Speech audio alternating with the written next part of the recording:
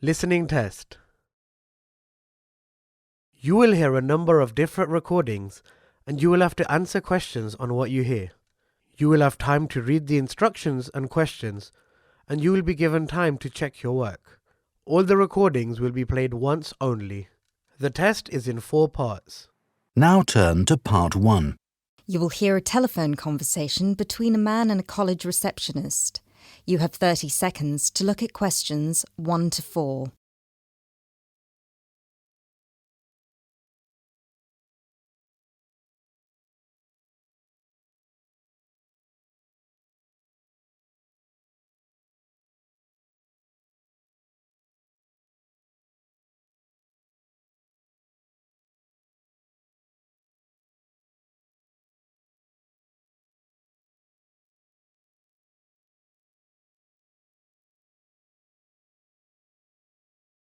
Good morning, Clevedon College. Can I help you? Yes, please. I'd like some information about evening courses this term. Okay. Which subjects are you interested in? 2 subjects, actually. Languages and computer skills. Okay. What languages are you interested in? Actually, I'm not sure. I have to fulfill a language requirement for school, but I haven't really decided what language to study. How many language courses do you run each week? We have 2 every night from Monday to Friday. I'm sorry, but would you mind going through the schedule for me?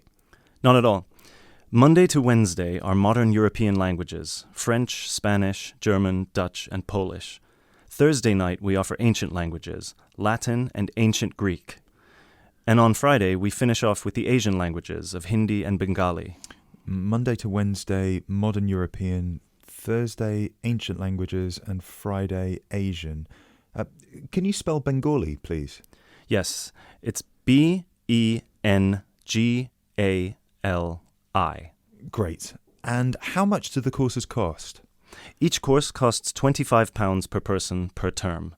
But if you want to do 2 language courses, there's a 10% discount, but only if you book for 2 terms. So the 10% discount is if I take 2 courses for 2 terms. Is that right? Right. Would it be possible for me to book my classes right now? No, sorry, the computer's down.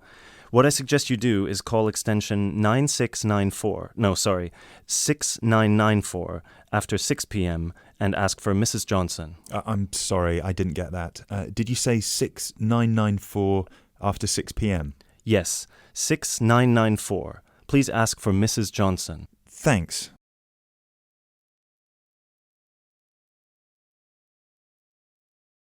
You now have 30 seconds to look at questions 5 to 10.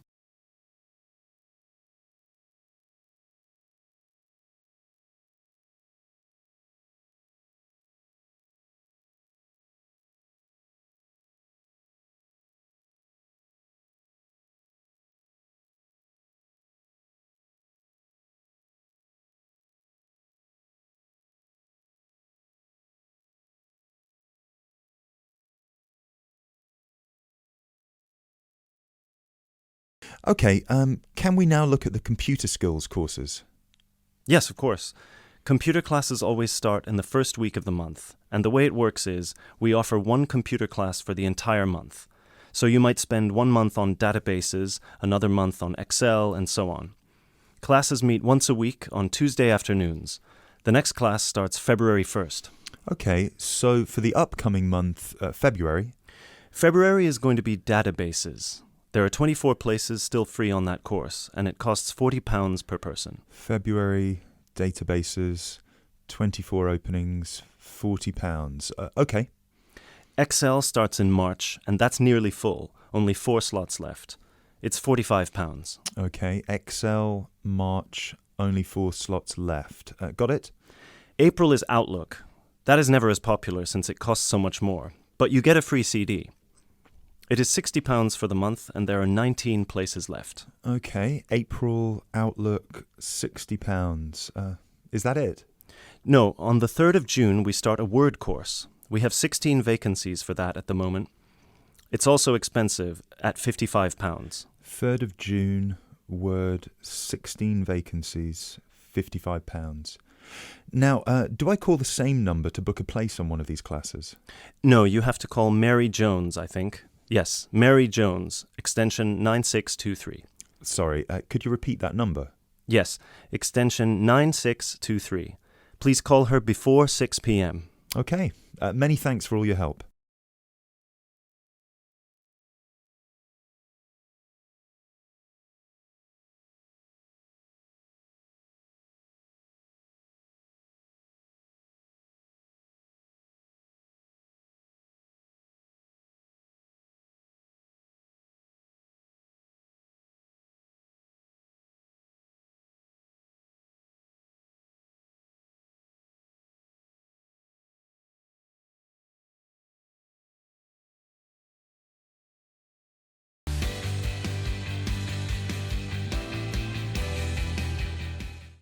Part 2.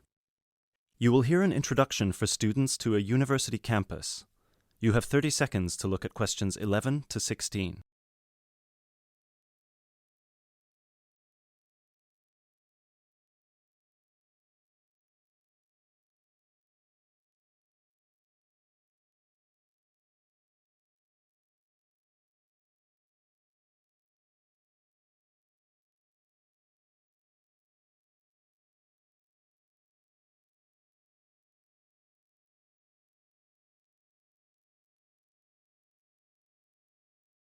Good afternoon, ladies and gentlemen.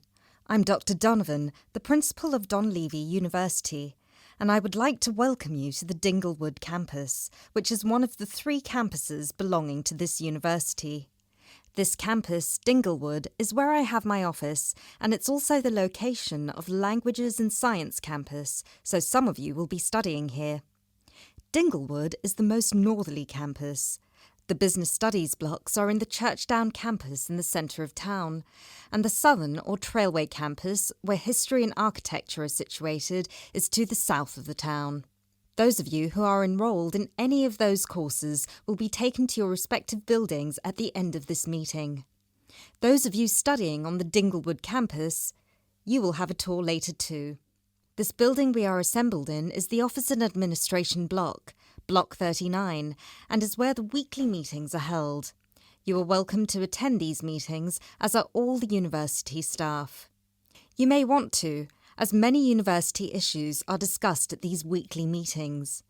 The meetings take place at 1:30 every Tuesday, so please stop by. 2 other important buildings are also located on this campus, the cafeteria and the on-site shop. You can purchase all the required books and any stationery you need for your courses at this shop. Please bear in mind that even though you have shown your ID passes to enter this site, you still need to use them again to buy anything in the shop or cafeteria. This is for security reasons.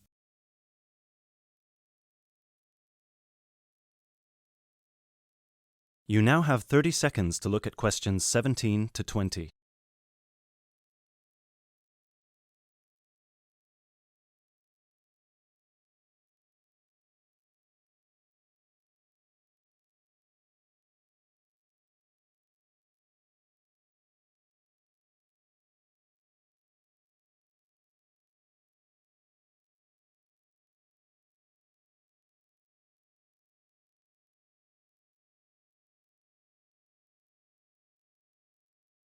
Now, if I could draw your attention to the back page of your joining instructions booklet, you will see a small map of this campus, Dinglewood.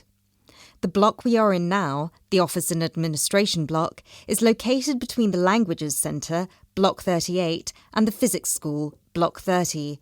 That's 3O. These are both on the right side of the plan. The cafeteria, which is open from 7 a.m. to 9:30 p.m, is on the left of the plan. It is between the Chemistry block, number 35, and the University shop, block 33. At the University shop, you can get all you will need in terms of course materials.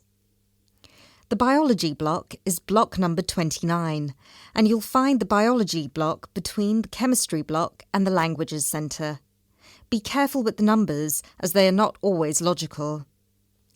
As you will see, there are gardens on the right-hand side of the gate. These are being extended over the next 2 months, and a memorial fountain is being installed in the middle of the campus. This means that the campus will be very noisy during normal working hours. However, the campus will look much nicer when it's all finished. Right, so that's it for your initial campus orientation. At this point, could the language students all follow me, please, and the rest of you, please assemble under the banners which show your main topic of study, and you will be directed to the other campuses.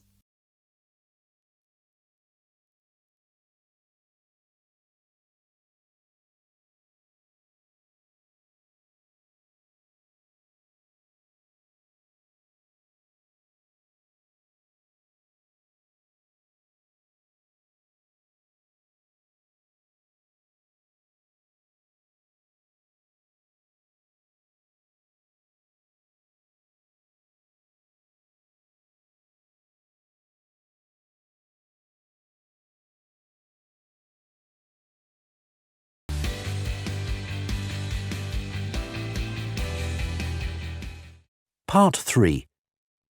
You will hear a tutor and some students discussing choosing courses at a college.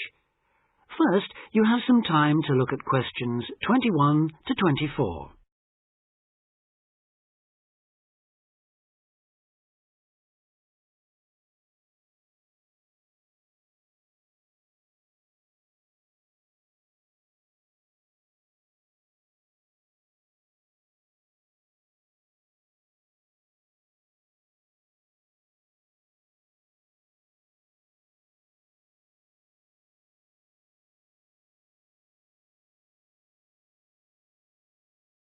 Now listen carefully and answer questions 21 to 24. As you know, this week you choose your modules for the first year of study.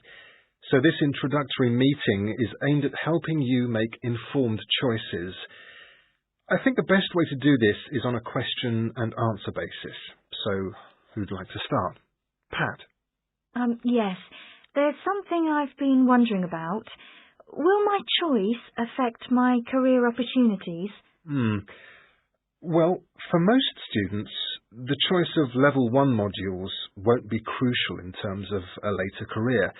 In fact, many graduate-level jobs will accept graduates from a range of degree courses. Employers will often be at least as interested in how well a student has performed academically and how the whole experience of university has developed the student as a person, as in the detail of the course options chosen. Selecting modules that will interest you and in which you think you will be particularly successful is therefore also likely to make good sense in career terms. On certain degree courses, though, module choice can be important. This applies mainly to vocational courses, where the degree confers an accredited professional training as well as university education. Usually the modules students are required to take will include all those needed to meet those professional requirements. Your academic department, in this case chemical and process engineering, and the university's career service will be able to advise you, and will be pleased to help you sort out anything you're not certain about. Right. Before you hear the rest of the discussion, you have some time to look at questions 25 to 30.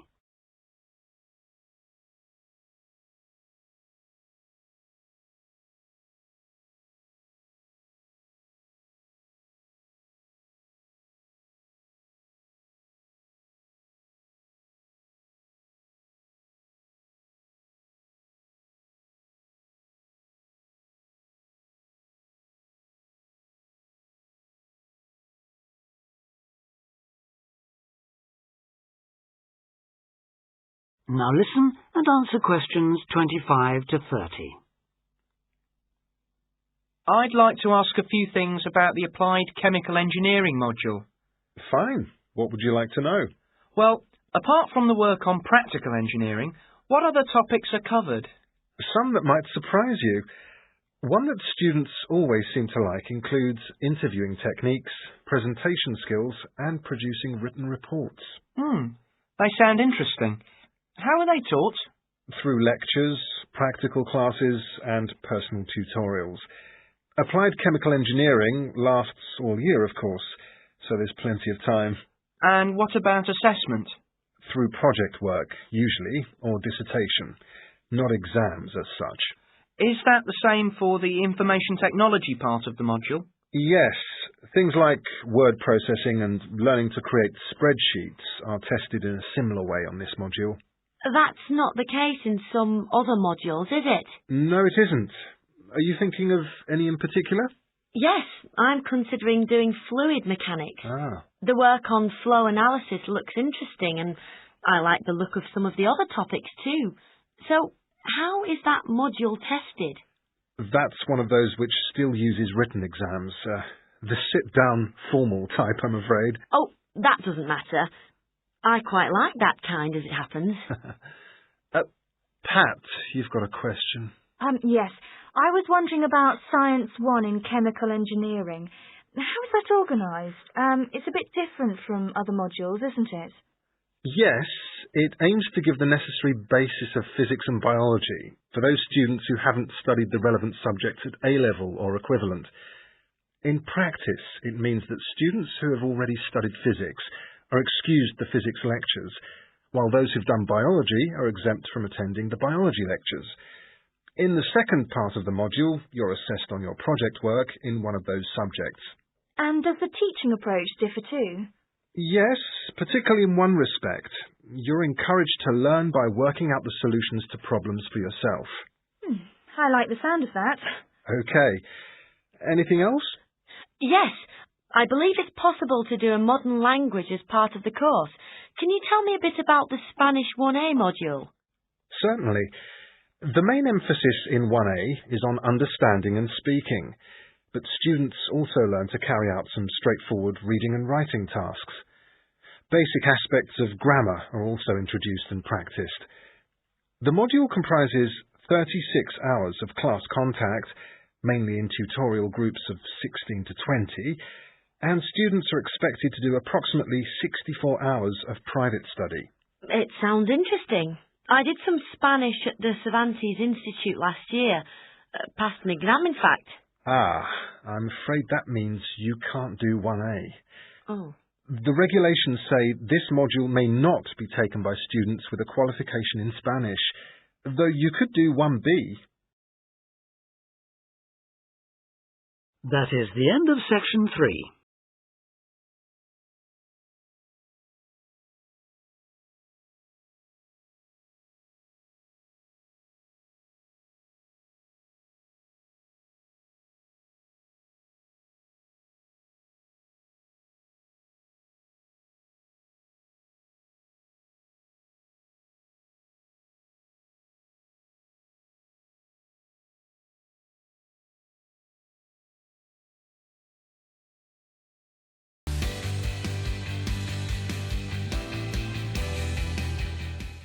Part 4.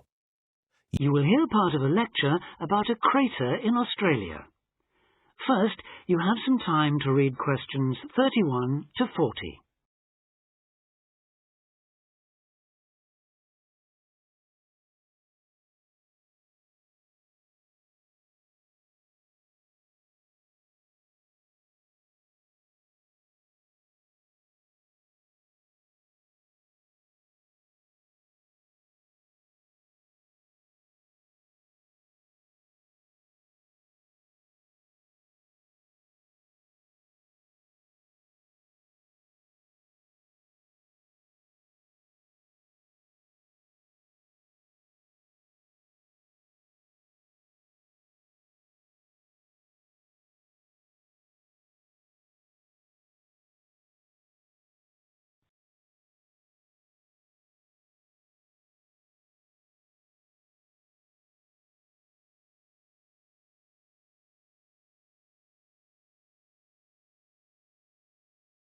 Now listen carefully and answer questions 31 to 40.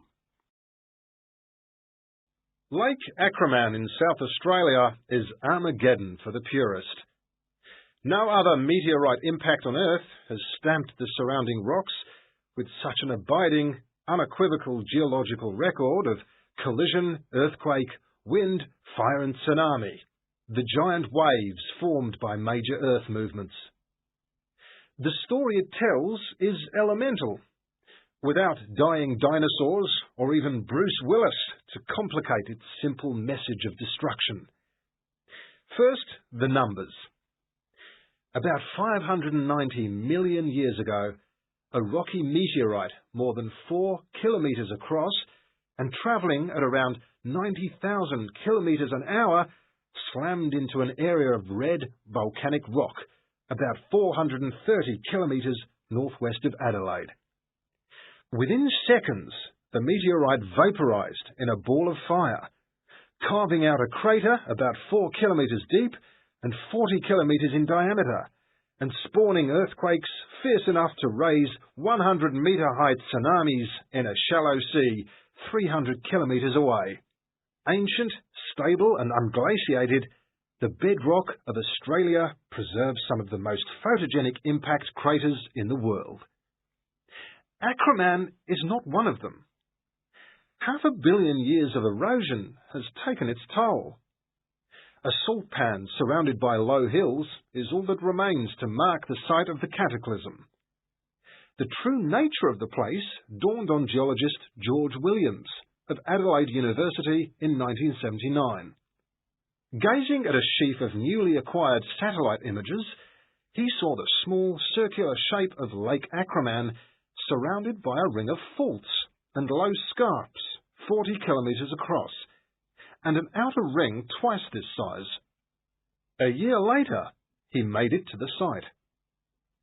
On islands near the centre of the lake, Williams found bedrock shattered in a conical pattern that experts consider a sure sign of a meteorite impact. Except for a crater, which had long since eroded, the area was a textbook example of an impact site. In 1985, further intriguing evidence turned up. Vic Gostin, another Adelaide geologist, had been studying a thin band of fragmented red volcanic rock in 600 million year old shale in the Flinders Ranges, more than 300 kilometres east of Acraman. To his bewilderment, the volcanic chunks turned out to be 1 billion years older than the shale. Where had they come from? Comparing samples, Gostin and Williams found that their rocks were identical. The red rock in the Flinders Ranges had been blasted there from Acraman. Later, the same material turned up at sites 500 kilometres from Acraman.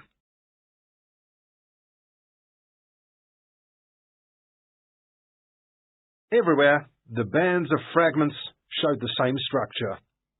Coarse pebbles at the bottom, then a cocktail of silt and sand, then layers of increasingly fine sand, distorted on top into a wavy, scalloped pattern. These layers also show, step by step, how the meteorite transformed the floor of an ancient sea, hundreds of kilometres away, according to Malcolm Wallace of Melbourne University. First came the earthquake. Travelling at about 3 kilometres a second, shock waves arrived offshore within a minute or two of the collision, stirring up the water with clouds of silt as the seabed shook. Then shattered rock from the explosion arrived by air. Pebbles and boulders crashed into the water, reaching a depth of about 200 metres within a minute. One day they would become the lower band of the Flinders Rock. Sand took up to an hour to come to rest, finally bedding down with the silt that was also now settling on the sea floor, as the effects of the earthquake died away. This mixture would eventually form the next layer. About an hour after the meteorite's impact, huge waves rolled in, leaving the ripples on the surface that later hardened into rock. Clear as mud is not an oxymoron. In Acraman, the arid, timeless Australian outback has preserved the closest thing the earth can boast to a perfect pockmark, the pinnacle of imperfection. That is the end of Part 4. You now have 1 minute to check your answers to Part 4.